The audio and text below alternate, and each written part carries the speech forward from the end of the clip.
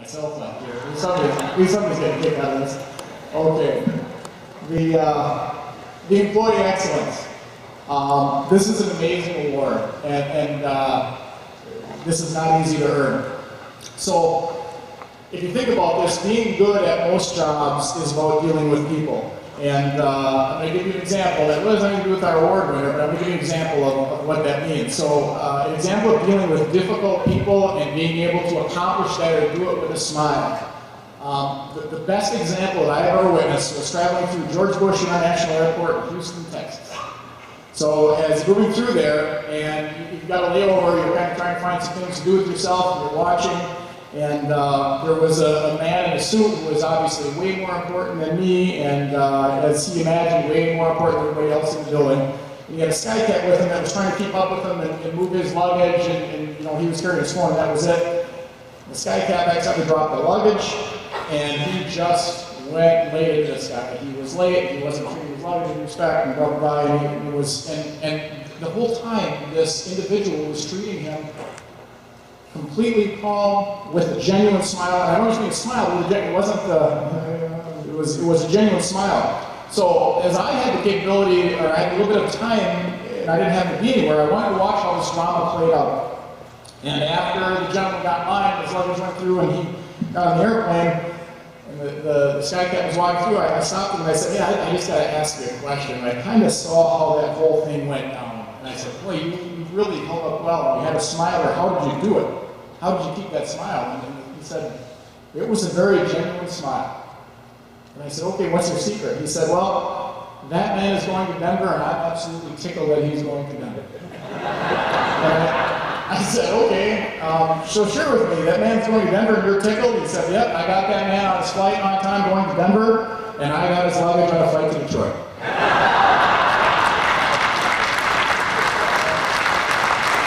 And then he winked and smiled and walked away. I've been so kind to those people ever since.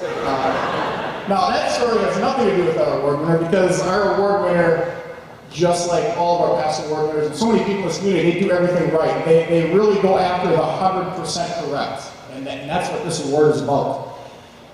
And this award winner exemplifies excellence, the word excellence, because it's caring about doing it right all the time. These aren't people that show up to work just to work. They show up to work to set an example. They show up to work because they have a sense of pride, and they show up because it's the right thing to do. 100% effort, and the results set the standard for everyone else. It could really just be called the Employee Example Award, because they're setting an example for everybody else that works regardless of their industry or their business. So, ladies and gentlemen, to present a Most Excellent Employee Award, it is my pleasure to introduce to you the 2013 Person of the Year. Ladies and gentlemen, please give a very warm welcome to Lori Peterson.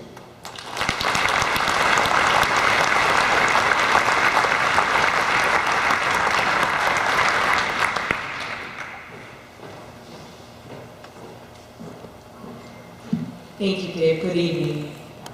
As a small business owner, I know all too well how important it is to have valuable employees working for you. They represent you, they help you, and they are indeed the face of our business. When we were selecting tonight's recipients for the awards, and Martha's name came up, it was an easy choice, because we all know Martha's work ethic and her commitment to Nicolet and our community. What made Martha's nomination so special is that it came from one of her customers. In part it said, Martha has helped our family through a very rough time. She has quietly helped us with our finances for our parents. We know we can count on her for all of our questions. We never worry about her confidentiality. She has the best interest of our family in mind. It is good to be able to trust someone. John Lang, the branch manager of Nicolet Bank, also commented, there's never a time when I'm concerned about things getting done with Martha. She will make certain that the customers and the bank are taken care of. She's a nose-to-the-grindstone kind of worker. Her expertise and helpfulness are unmatched. Mike Daniels, the CEO of Nicolet Bank, also added to the accolades for Martha. From day one, Martha has embodied the 5 core values of Nicolet National Bank and is a tremendous asset not only to the bank, but also to our community. I am very proud of Martha and only wish I could be there in person, and would have been if my daughter was not graduating from college this weekend. The core values that Mike is referring to certainly help describe Martha. They are: be real, be responsible, be personable, be memorable, and be entrepreneurial.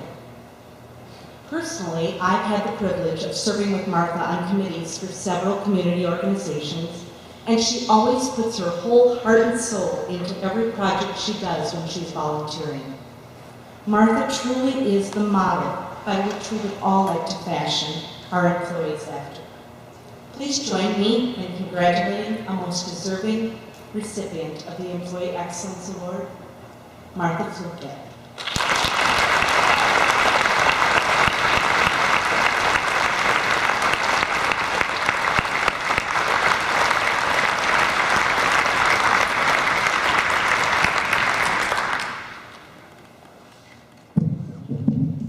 Thank you, Lori, for such a nice introduction. To begin, I would like to thank the anonymous customer who nominated me for the Employee Excellence Award. I don't know if I will ever be able to thank you in person, but I'm thrilled. Also, thanks to all of our customers, because without customers, there is no need for me at the bank. Thank you to the Medford Area Chamber of Commerce, Sue Amrick, Andrea Buxa, the nominating committee, and the Chamber Ambassador Committee for all of the hard work you do behind the scenes to make this event to honor community members possible. Next, I would like to thank Nicolet Bank and my fellow employees, my coworkers who truly make it easy to come to work every day after day after day. Finally, thank you to my family and my friends for always being behind me and supporting me. I appreciate all your love and support. Now I can retire.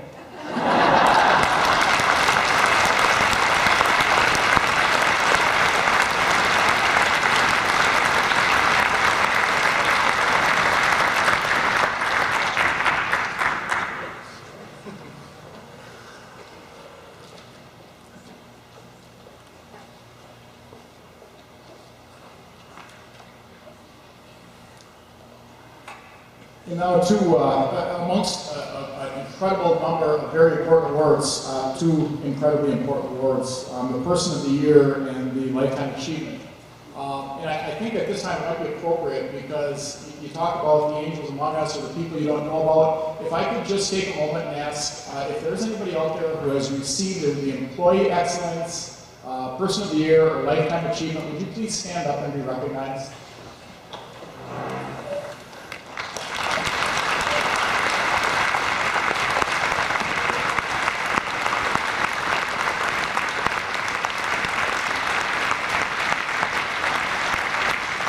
And thank you, and I think that's important because sometimes, or not sometimes, well, 100% of the time, these are people that don't really talk about themselves and the things that they do and the importance of them to our community. And to realize that you're sitting next to someone who has done something in that award is quite impressive. And just as impressive, there's not a whole lot I can add to the resumes of these 2 individuals. I don't know what could be more important. Everybody's field of work is important, but when you think about the job that teachers do every day interacting with our most precious commodity, our children, we send them off every day and trust them to return them not only to us safely and happy.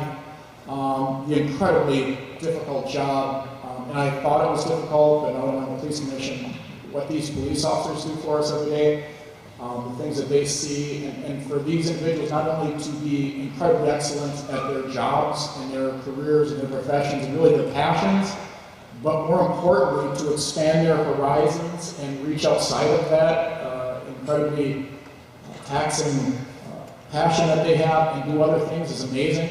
So I'm just going to tell you a little bit about some words that are involved with that. For the Person of the Year, the words that explain the criteria of the award, so you understand when someone is nominated, the recipient will have spent at a minimum the last 5 years giving freely and generously of their time and talent to make the Medford area a better place in which to live. The words that define the spirit of this award, and I don't know if this has ever been more appropriate, but the spirit of the individual who has won this award, come from the Minister John Wesley, and they are, he asks that do all the good that you can, by all the means that you can, in all the ways that you can, in all the places that you can, at all the times that you can, to all the people that you can, for as long as you ever can. The words that will introduce the winner of the award will come from the 2015 Medford Area Chamber of Commerce Person of the Year. Ladies and gentlemen, please give a warm welcome to Mr. Dave Pflughoeft.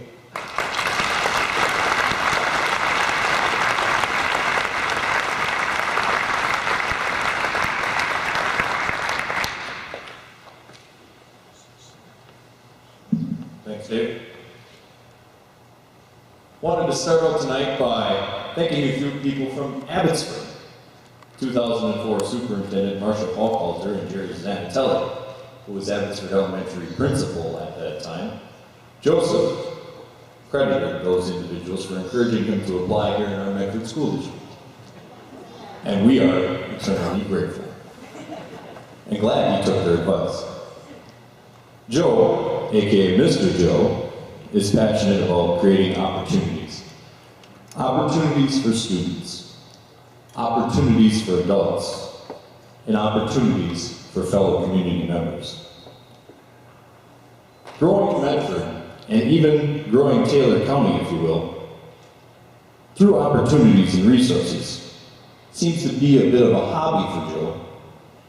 Now, don't take me wrong, that's not to say these activities are taken lightly by Mr. Greget.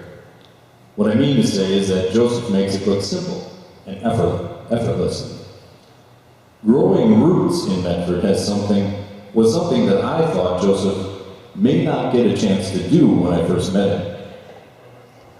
I remember many times as I was getting started on the school board, leaving the district office, and Joseph would be in his office, still working. With all those extra hours, thoughts of burnout or lack of time for social life worried me.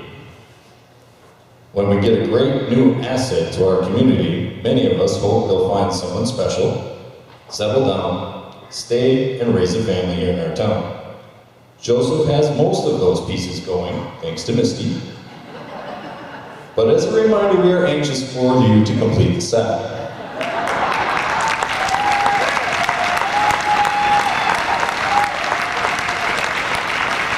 I asked a few of Joe's colleagues to describe him. Thoughtful, reflective, those came from Al Leonard. Supportive, and when Joseph sees a need, he'll be the first to come up with a solution and does not hesitate to lead. He always says, build it and they will come. It is true, they come, from Kelly Keene.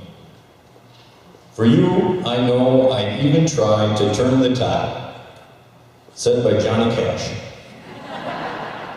I know that Mr. Cash put those words down in advance to describe the effort Joseph Greget would give to any person who asks for his help, especially our students. As the school board president, I receive a lot of invitations from Joe to attend various meetings and discussions. I regret that I let slip through my fingers more than I should have. But as the past school year was beginning, I was inspired by his drive and made some extra time to attend more of the great things this man has going on in our community. I sincerely hope that everyone here tonight will try and chip in on a few more Greget projects in the coming year. Don Everhart reminded me that pages of accolades were submitted to the Chamber to support Joseph Greget as 2016 Person of the Year. But when it all comes down to it, the simple best thing that Joe brings to this world is that he cares for others. Thank you, Joseph Greget, for caring for the people of this great community. Ladies and gentlemen, the Medford Chamber of Commerce 2016 Person of the Year, Joseph Greget.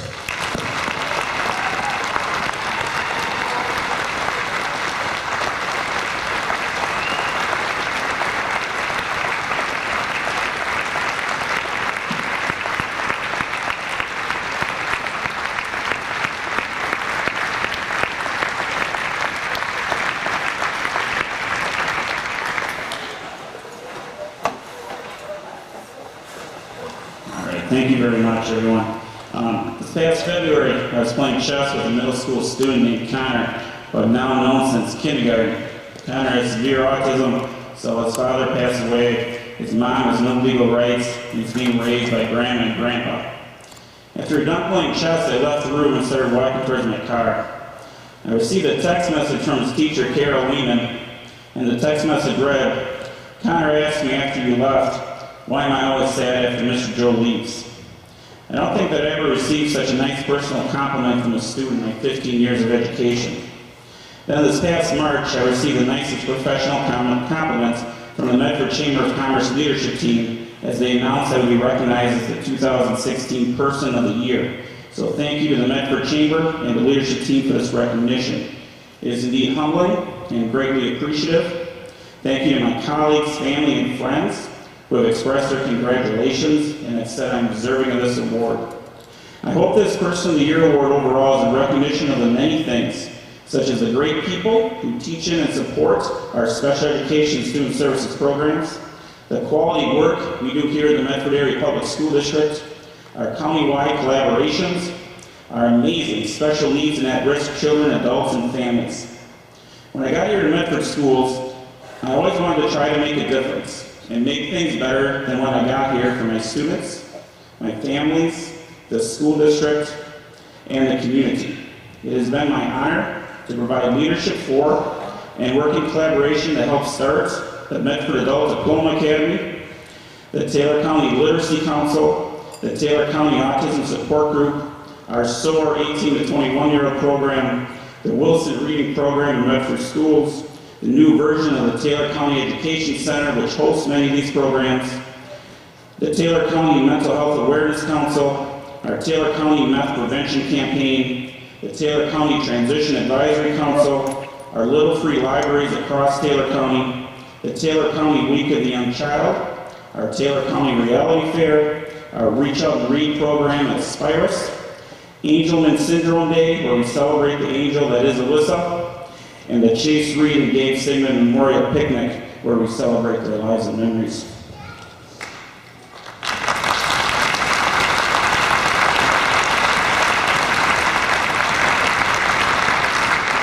This past year, we received several recognitions for these efforts. The Dave Hemke Memorial Little Free Library, as designed and built by the talented Charles Rahota, was recognized as a library of distinction by the Little Free Library Organization. We held a big picture Rethinking Dyslexia movie presentation and panel discussion where over 60 people were in attendance. I saw tears and heard parents from other communities say, "I wish my child went to the Medford schools so they could get Wilson Reading." A member of the Wisconsin branch of the International Dyslexia Association saying, "I have never seen anything like this in another community," and the Star News featuring it as the lead cover story and editorial in that week's paper. The Reach Out and Read program collaboration between Aspirus and Medford and the Taylor County Literacy Council being recognized as a pediatric literacy partnership model by the Wisconsin Department of Public Instruction. Our autism awareness activities in April, including our Walk for Autism that had 200 strong in attendance. The City Council recognizing Jack Mayer as Mayor for the day and Jaden Brantner as Alderman of the day, and all the businesses across Taylor County and Medford that decorated for autism. Our community conversation that we held this past week on employing people with disabilities with over 20 businesses and over 60 people in attendance. Our MASH Dark Club developing activities using Raider teamwork being officially recognized as a Rotary Interact 12 to 18-year-old club. And finally, the Medford community passing the Medford Schools referendum.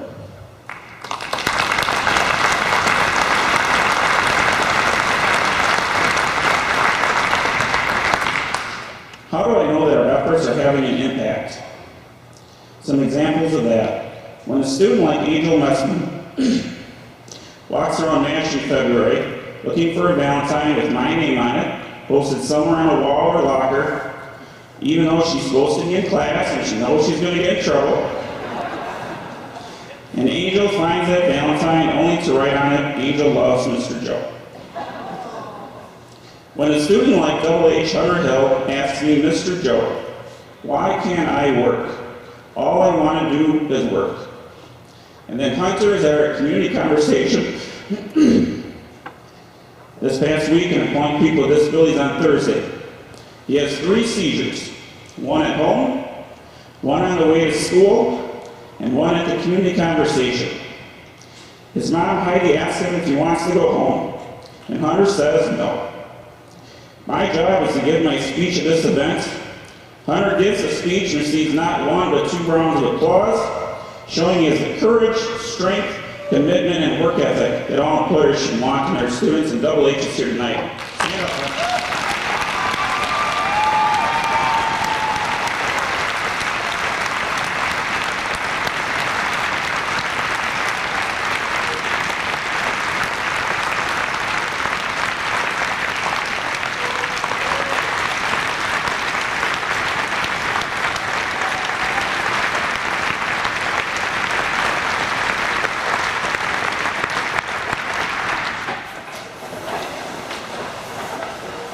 When in an elementary school, a student by the name of Shane Messman writes on a poster board and gives it to Kathy Schumacher.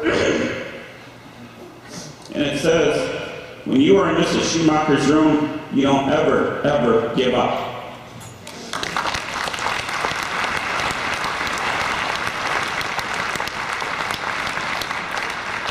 Now about the Medford Adult Diploma Academy. When a 65-year-old woman who can't read gets tutoring from a volunteer tutor through our Taylor County Literacy Council, gets tutored for over 2 years, and then is able to read at high school level, and when that isn't enough for her, she asks Cynthia Gibson if she can still stay in because she wants to get her high school diploma. Then this past February, she graduates from the Medford Adult Diploma Academy. Or the mom who wants a diploma before her son graduates from high school, or a woman.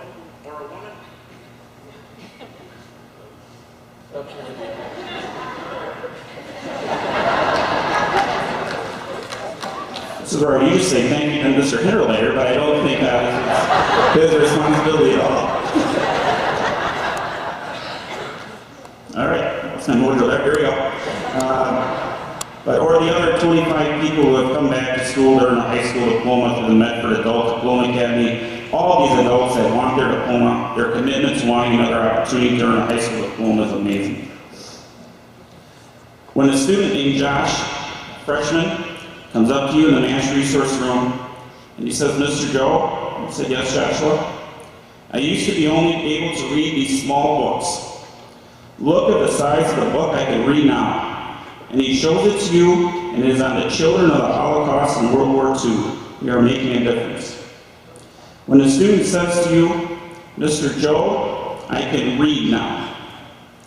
Or when the student used to be homeschooled because he couldn't read, his mom meets with Scally, and she becomes his Wilson reading teacher. And months later, his mom overhears her son saying his prayers, and he says, Dear God, thank you for sending me my Wilson reading teacher. We know the student now has the reading skills to be anything he wants to do in this world.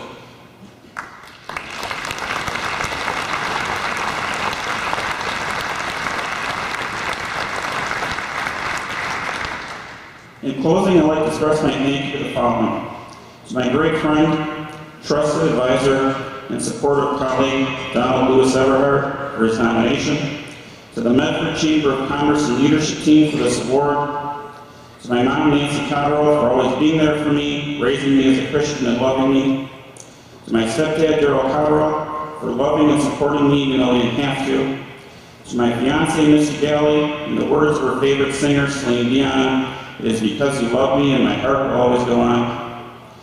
To my supportive colleagues in the school district, and all their expressions and comments that deserve this award and all the reasons why.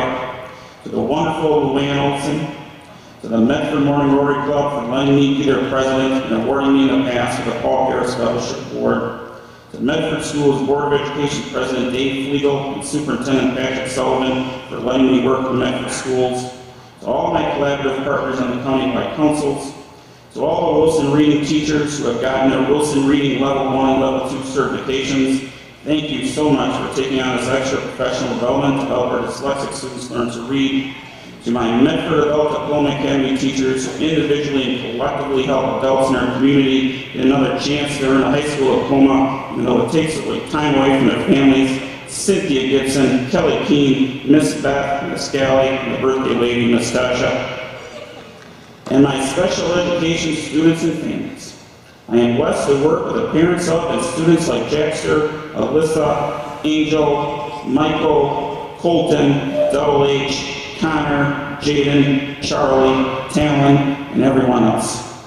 If a student is always sad after I leave, I hope that means I am leading the efforts to make differences in his life and others' lives.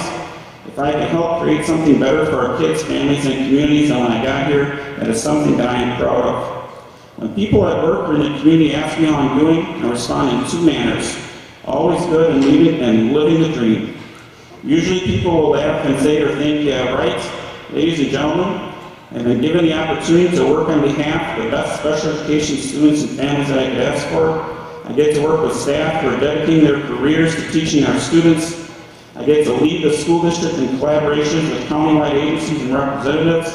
And I get to live and work in the Medford community. And I have a family and friends that I do. When this opportunity presents itself, life truly is always good, and I am living the dream. I hope I am a worthy recipient of the Person of the Year Award from the Medford Chamber of Commerce. Thank you very much.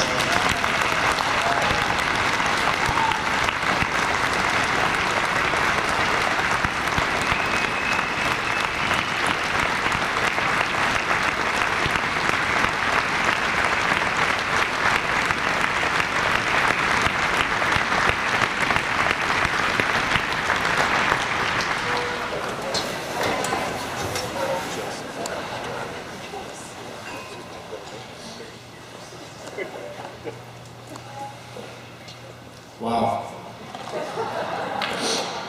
And sometimes we let the award and the award winners speak for themselves. Amazing community that we live in, amazing people. And keeping right along with that theme, the lifetime achievement. Again, I will minimize my comments and allow the award winner and the award itself to speak, but the words that would explain the criteria, in case you were wondering how someone can be nominated for this award, the recipient or recipients will have over the course of their lifetime consistently and selflessly given their community through both philanthropic and volunteer services, and in doing so made the Medford area a better place in which to live. The words that define the spirit of the award come from Ralph Waldo Emerson, who said, "What lies behind us and what lies before us are tiny matters compared to what lies within us." The recipients of this award have traditionally had behind them a long, long list of situations that were better because of their involvement. And far from being done, what lies before them are simply additional challenges and tasks that they look forward to tackling, completing, and again making better. This award is never the end of the story for these people. And all of that is because of what lies within them. The desire to do the right thing rather than the easy thing. And once again, make Medford better. Our 2016 award winner is no different, and he exemplifies another Emerson quote: "Do not go where the easy path may lead. Go instead where there is no path, and leave a trail for others to follow." The words that introduce the winner of the award will come from our 2006 Medford Area Chamber of Commerce Person of the Year. Ladies and gentlemen, please welcome Greg Knight.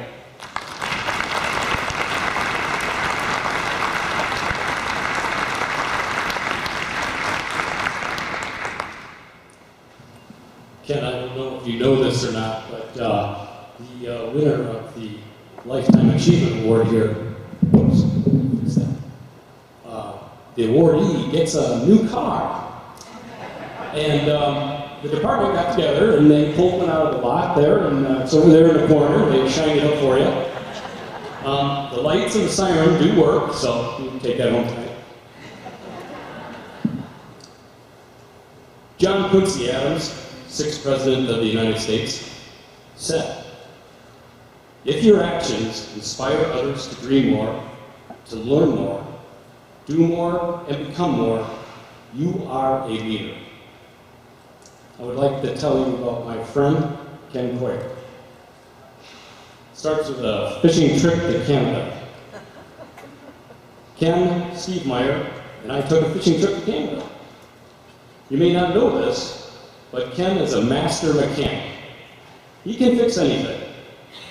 And if you've ever been to the Meyer farm on the shores of Chelsea Lake, it's like an archaeological dig site. Many layers of Meyer history, but mostly junk that needs fixing. Ken hatched a plan to go fishing in Canada.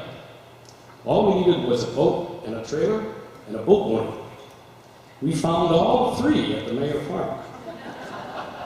With the help of some chainsaw work and a little bit of digging,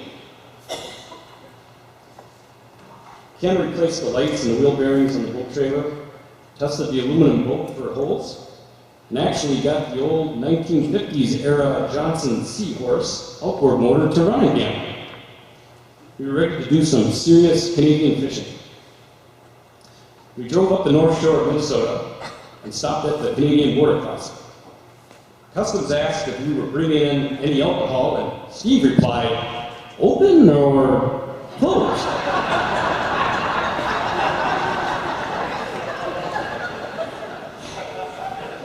The customs officer responded, "You have open containers?" We were about to be pulled out of the truck and searched when Ken diplomatically intervened in this potential international incident and casually mentioned to the customs officer that he was also in law enforcement. So, like all law enforcement officers anywhere in the world, they immediately bonded and struck up a conversation about their respective departments. The customs officer asked Ken if he had any police officer patches to trade. I did not know this at the time, but it is a tradition in the law enforcement community to exchange agency patches. They exchanged patches, and we were free to go. It was a great trip, except for a couple of mishaps. Like when the old rotted rubber gas lines of the boat motor split and spewed mixed gas all over the boat while we were eating shore lunch, fortunately. Luckily, Ken had a jackknife and was able to cut off the split end of the hose and reattach it to the gas tank. And fortunately, none of us smoked. But that was not the biggest problem that day. On the way back to the cabin, I was driving the boat, and Ken was in the bow giving me instructions on how to miss the big rock in the channel as we passed between two lakes. Steve was also giving instructions at the same time, and I thought Ken meant my left, or was it his right? Well, anyway, the boat passed right over the big rock.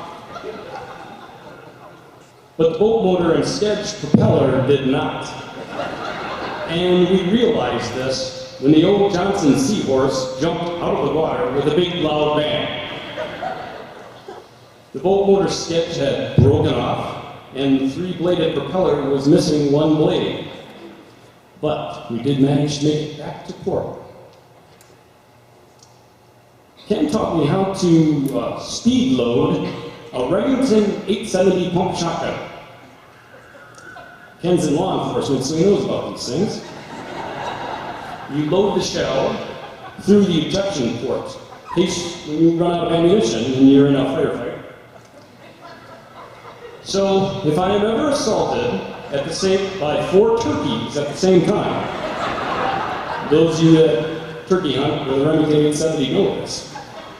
If you are assaulted by 4 turkeys at the same time, you can speed load your Remington and defend yourself.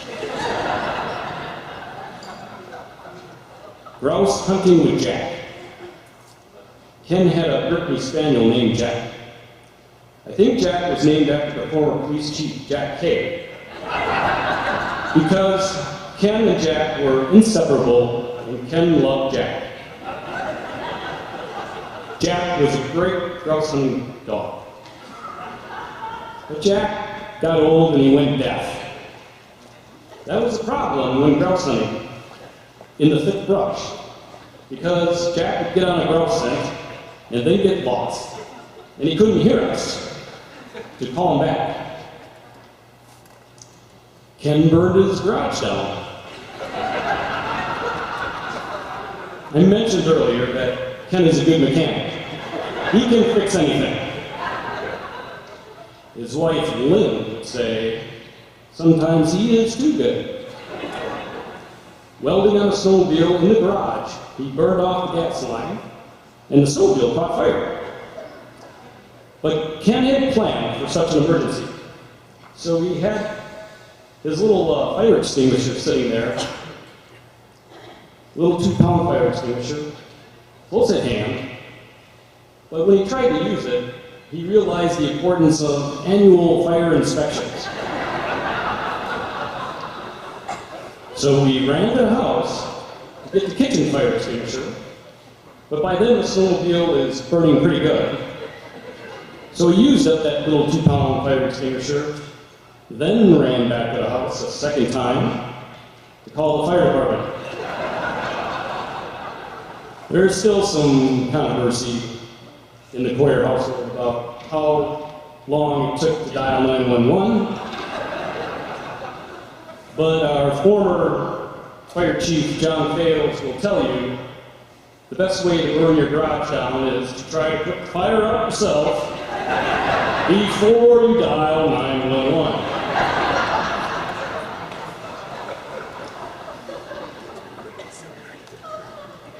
Ken is the only Medford Area Youth Hockey Association coach to be held hostage by a hockey parent. True story. He's a law enforcement member. Ken is lucky to be a police officer. He got to use all of his police hostage training and communication skills to free himself out of a very tricky situation with a very upset hockey parent. Ken is known as Officer Buckles. At the library where he and his dog Sophie read to the children in the Medford Reads program. Ken played a minister in a community theater production. That's really out of character for Ken, which proves that he really does know how to act. Barb and I first met Ken and Lynn 30 plus years ago in JC's. JC's is where we also met Steve and Eunice Mayer, and the rest is history. It is through community service that you become part of the community. If you like the community you live in, it is probably because you are actively involved in a community life, and because that community has a lot of other people who are also active in doing things in the community. As JC's, we worked on many community projects, and that was a lot of fun. Ken and Lynn are friendly and outgoing people. Ken has always been a good example for me to follow. Ken convinced me to coach youth hockey, even though I could barely skate myself. Ken inspired confidence in me by simply being involved in many community activities himself and asking me to get involved. Ken is that person who's truly interested in people and how they are doing. He always has a positive attitude about any issue, any problem in the community. He's always positive. How can I make things better? That would be Ken's model. Here's a partial list of Ken's community participation activities over the years.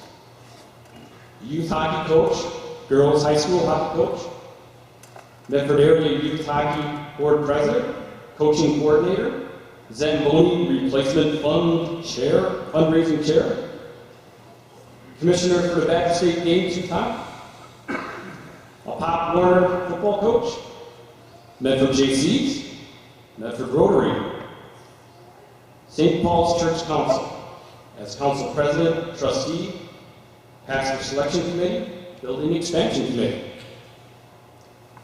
volunteer for Medford Community Theater, volunteer for Wilson Little League, active in his profession as a member of the North Central Police Chiefs Association. And did I mention Officer Buckles, the Medford Reads program? City Smart Growth Committee, City Leadership Team Member, Police and Fire Commission, North Central Technical College Law Enforcement Program Advisor. Ken started the Kids Bicycle Safety Program in the police department. You may not know this, but Ken was also the first bicycle cop in the city of Medford. Now I know this because when I was walking through the park, somebody came up behind me really fast and kind of yelled out, "Hey, how you doing?" Scared the bejeebers out of me. I jumped out of my skin, turned around. It's Officer Coyer on a bicycle. Nice brand new truck bicycle. He says, "Yeah, it's part of this truck bicycle program. We're giving it to police departments." So he was one of the first officers to take that thing and become a bicycle patrol officer. And as he's explained to me after I calmed down, he says, "Yeah, you can really sneak up on people with this thing." Ken is also a founding member of the Restorative Justice Program.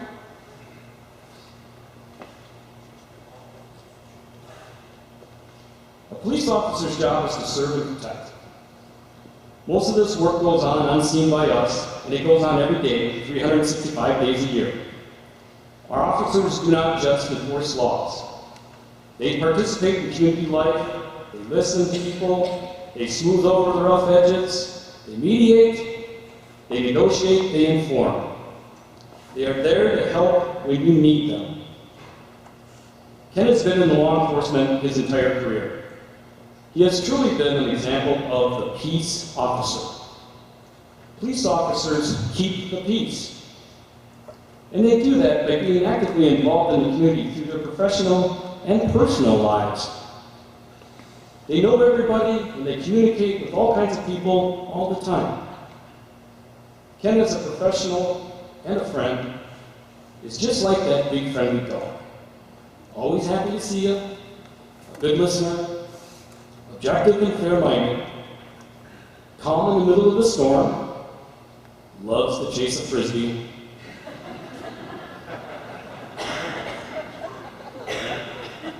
Ken started his law enforcement career in the Taylor County Sheriff's Department, and then the City of Medford Police Department.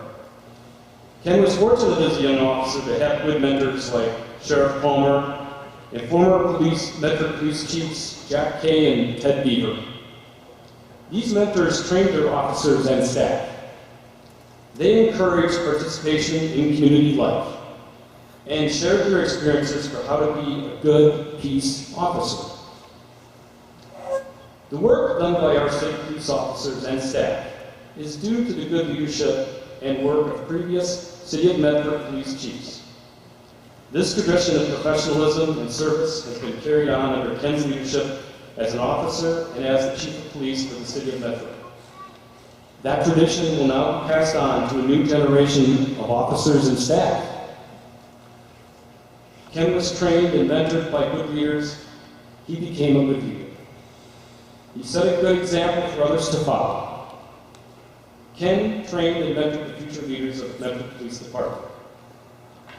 I believe we have the leaders in our Medford Police Department who will carry on the tradition of professionalism and service to all the people of the City of Medford.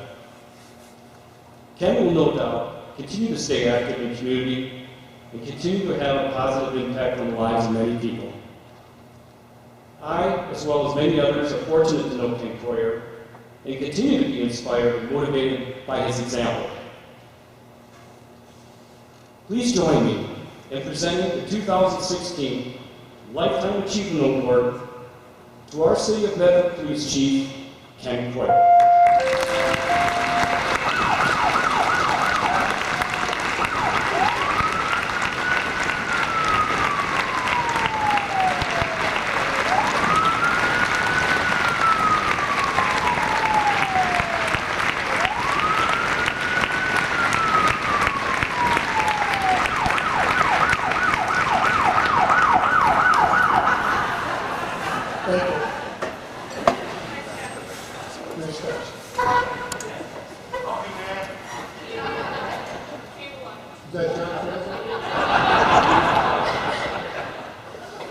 First of all, I'd like to congratulate all the businesses here tonight, the other award recipients, Martha, Joe.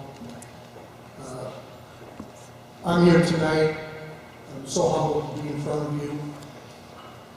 I, first of all, need to do a special thank you to Sue and Andrea for all their efforts, and everyone that was involved in putting together tonight's celebration. It's also great to see my family and friends here, co-workers, so many of you that over the years I've spent time with here at the Civic Center.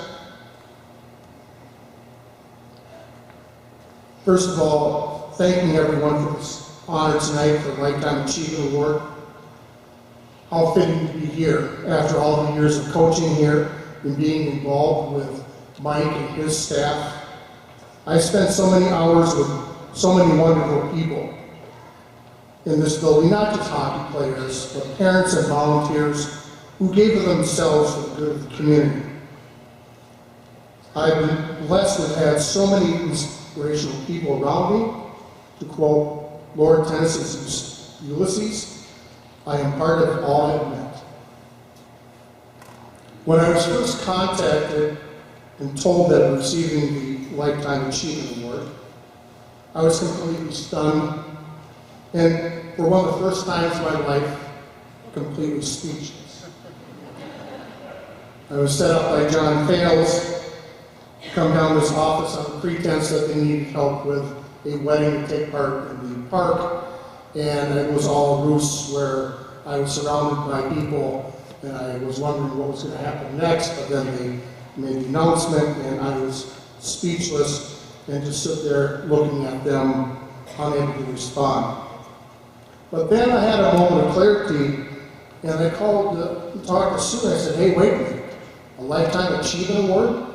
Isn't this something that generally someone receives at the end of their life? Is there something that you know that I don't know? And she says, no, I received this award as well. I said, okay, good, all right, fine. From the years of coaching here at the Civic Center, we had a saying that still rings true today. A kid on ice is seldom in hot water. I borrowed that saying from an old coach years ago, but it's something that I believe in as a father and as a community member. You know, it doesn't matter if your child is in a sport, theater, science club, band, choir, math club, outdoors hunting or fishing. What matters is that they are doing something and keeping busy. We know that kids that are kept busy are less likely to have contacts with some of my friends here tonight. And to get a ride in the lovely car that Sergeant Carey washed. That is impressive. You've now set the bar for the rest of the squads in the fleet, I'm telling you. Also, throughout the years, I've had the privilege of helping out local high school and community theater productions.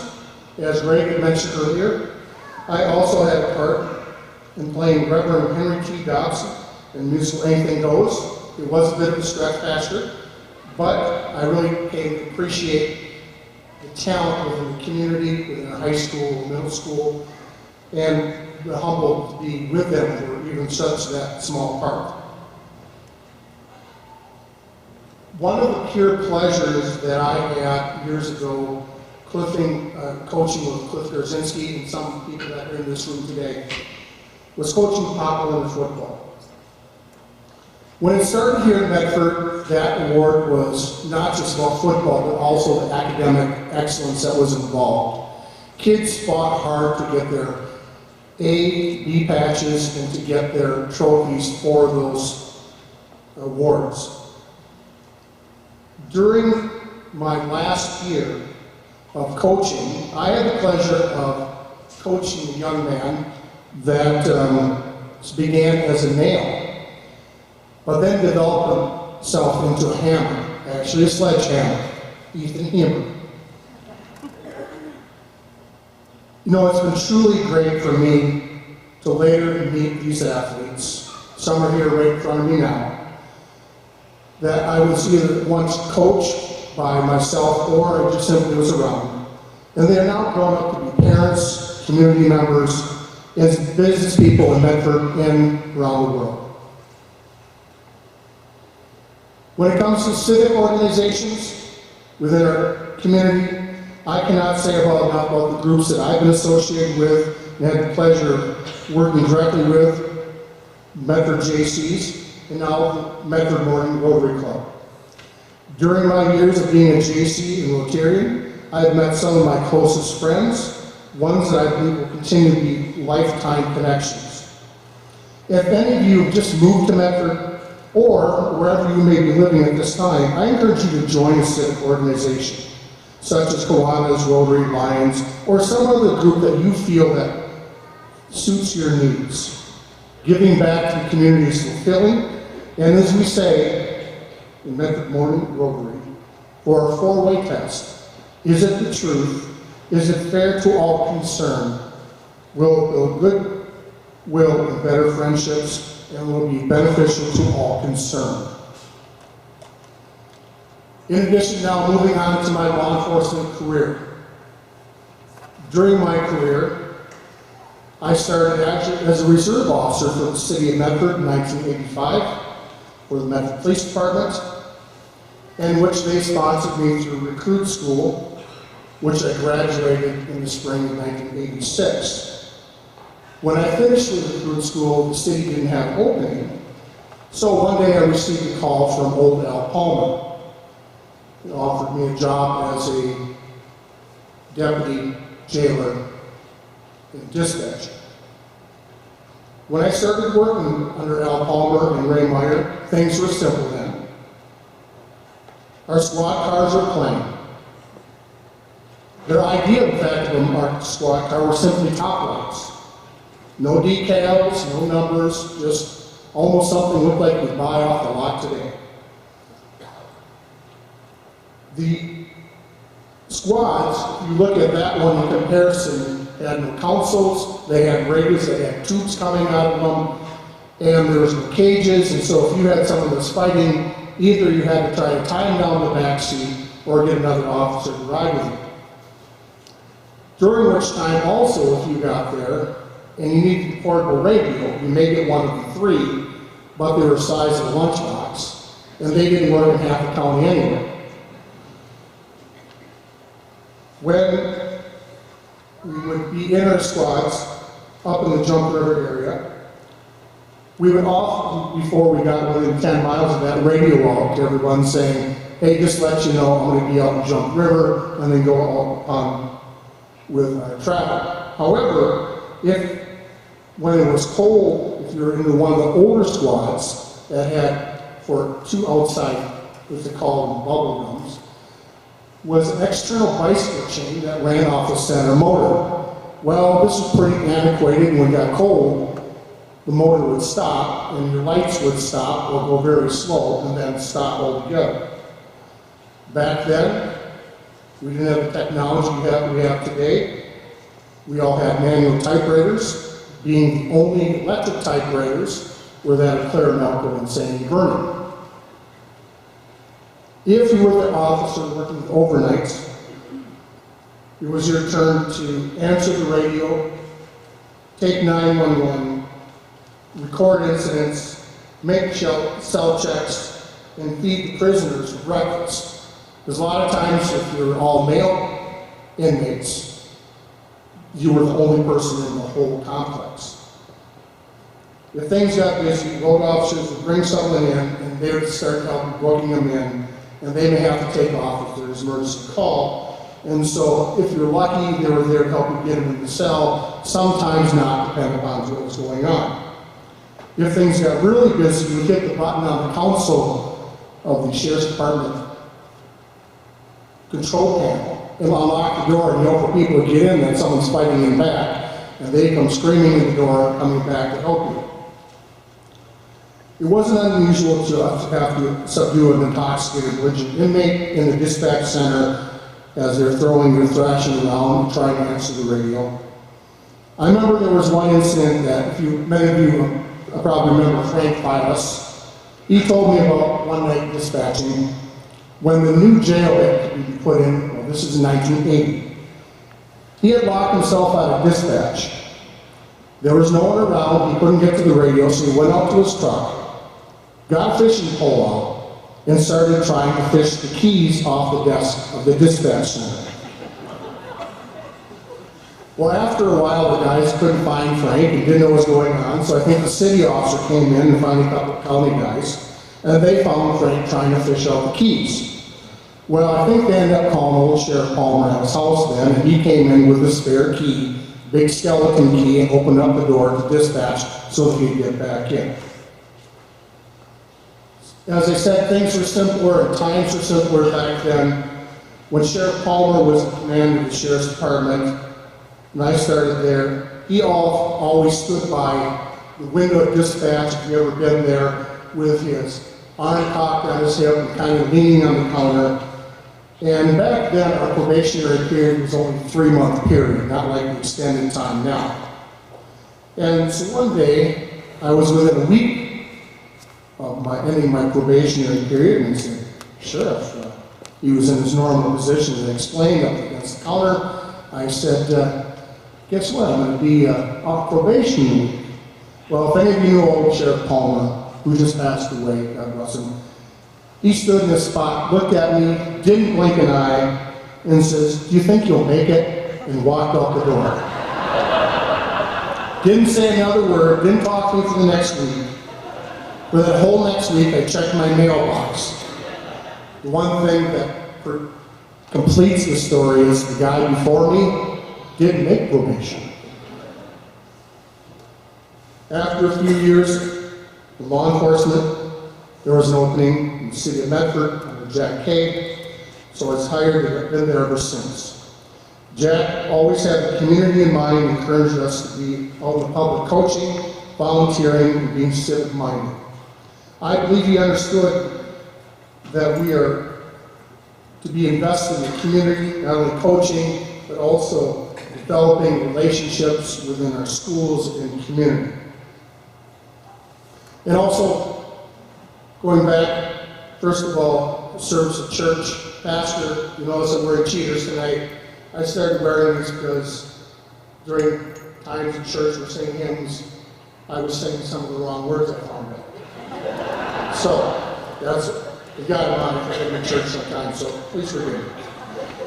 I tried to cover that up, but I had to get that out of my chest. So. I'm Lutheran, but I don't. So.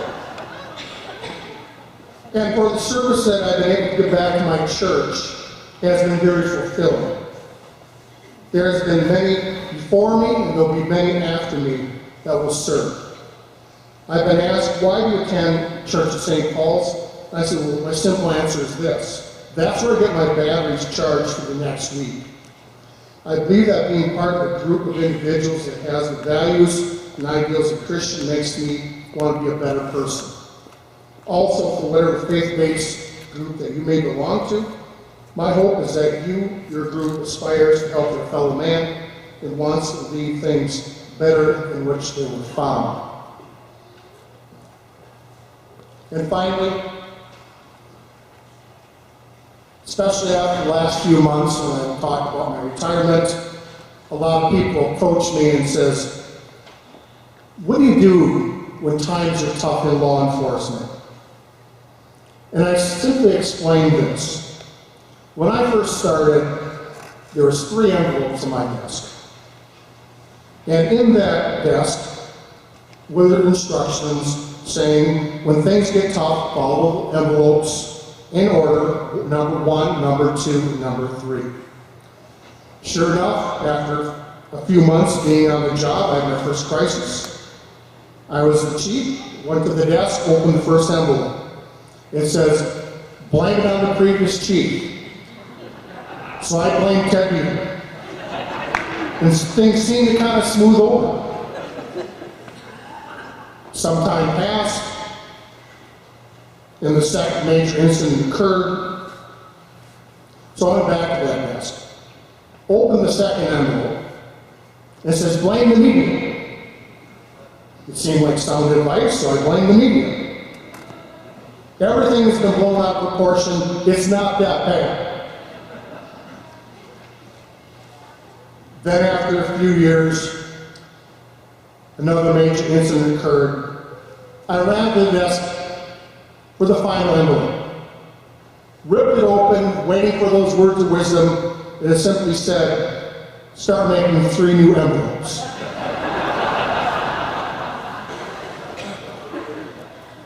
Ladies and gentlemen, I have made my 3 new envelopes and wish my successor, Brian Carey, the best of luck. And also I want to thank all of you that are here tonight to help me share this award. The stories I've heard from Joe and other people here are so inspiring, and I'm so grateful to be part of this community and also part of this evening as far as this Lifetime Achievement Award. Thank you very much.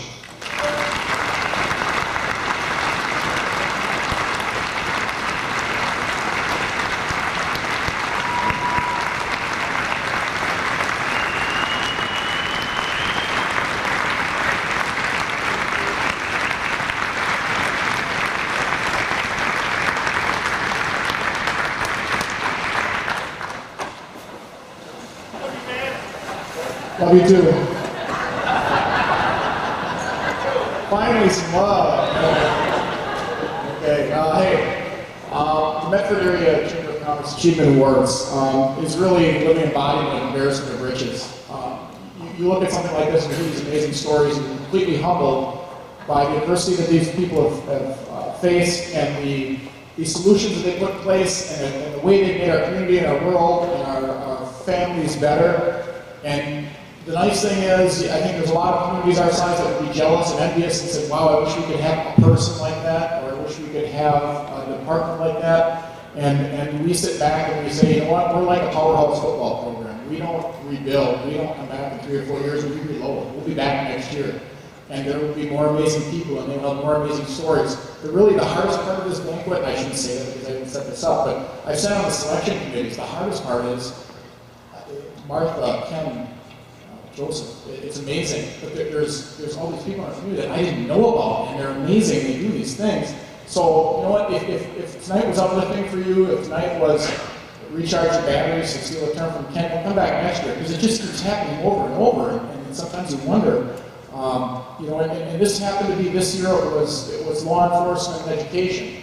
I've had the opportunity to interact with the law enforcement very recently, actually, and I'm embarrassed at the quality of our staff, and I think there's other communities that would wish to have one person like the 5 people I got to meet a couple weeks ago. I think as my children went up to the community, I said, boy, I hope you get a good teacher. We don't have good teachers. We've got great teachers. And it's so easy to live here. I'm embarrassed sometimes I don't do as much as I do, but thank you to all of you. Come back again next year. We're starting to wind down. Let me do a couple thank yous if I can. First of all, for the meal and the hospitality. What an incredible meal. Again, I hope we made Ken feel comfortable with the orange jumpsuits that the folks had on. Mike, Billy, your amazing staff. Thank you every year. We wonder how you're going to top yourself and keep doing it.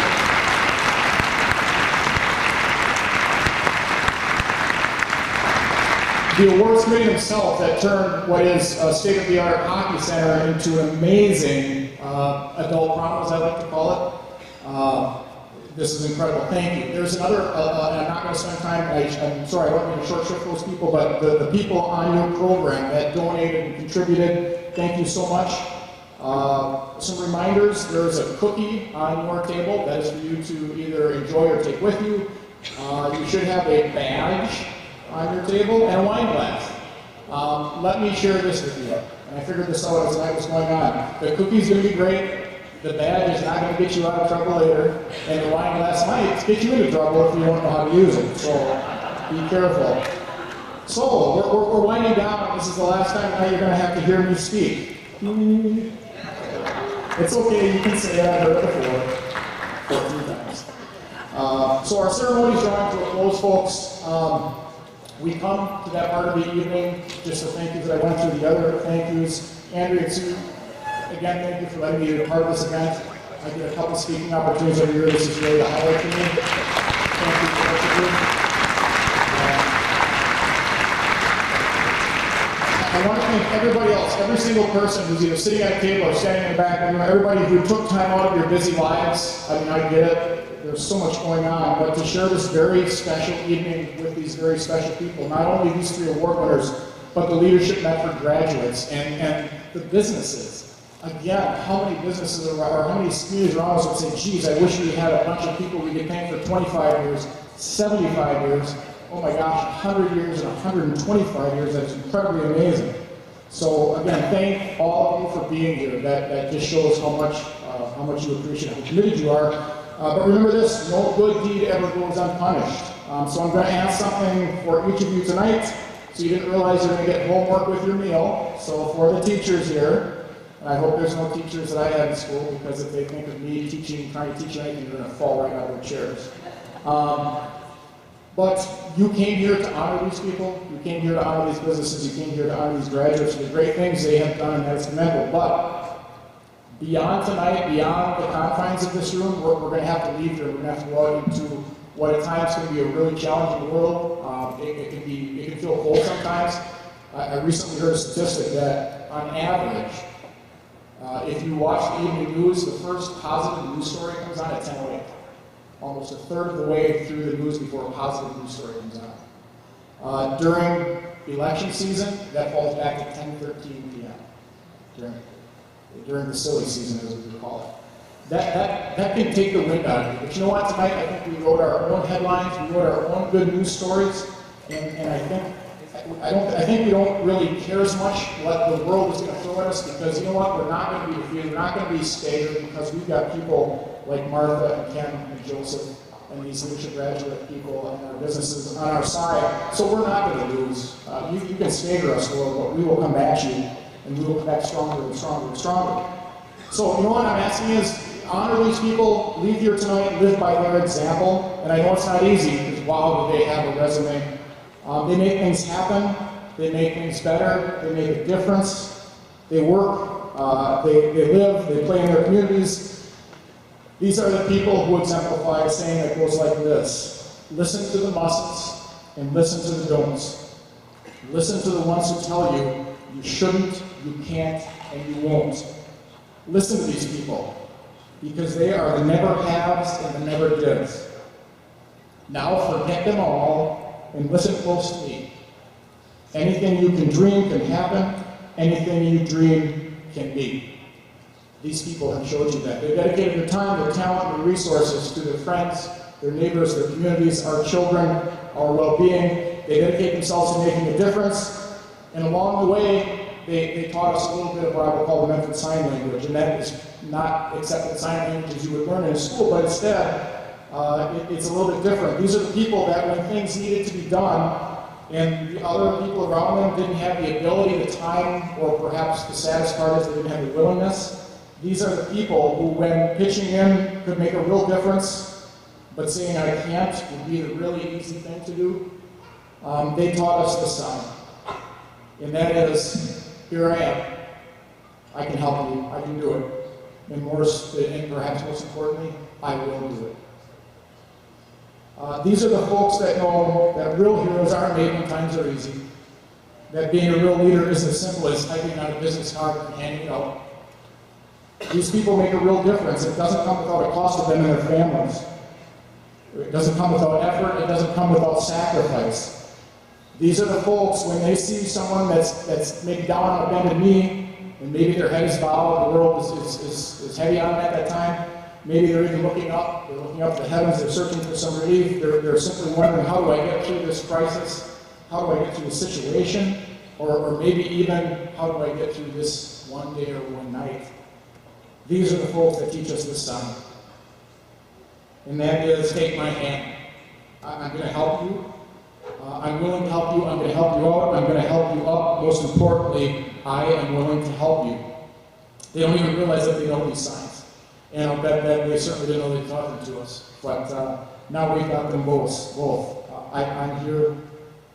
Let me help you out. They're modest people and they're good people. They didn't campaign for these awards. They didn't even know they were going to get these awards. They certainly, by no stretch of imagination, did they ever do any of the works that you heard about in an effort to win an award. They did them for no other reason than we were being the beautiful souls that God made each and every one of them. And along the way, they taught us some sign language. And tonight, in one final good turn, if I can just, I sort of in the final stretch here, but the three most commonly used languages in the United States, First is English, second is Spanish. Does anybody know the third? Sign language. Does anybody hear the sign language? Does anybody know the sign for thank you? Yes, thank you.